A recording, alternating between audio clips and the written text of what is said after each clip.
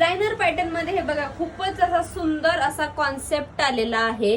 हे असे छान डिझायनर पॅटर्न मध्ये फिरते रंग तर एकदमच ट्रेंडिंग आहेत, पण ह्यामध्ये सुंदर असं आपण एक वेगळं पॅटर्न अजून एक घेऊन आलेलो आहोत। पहिले तर मी तुम्हाला ह्या साडीचा ब्लाऊज दाखवते।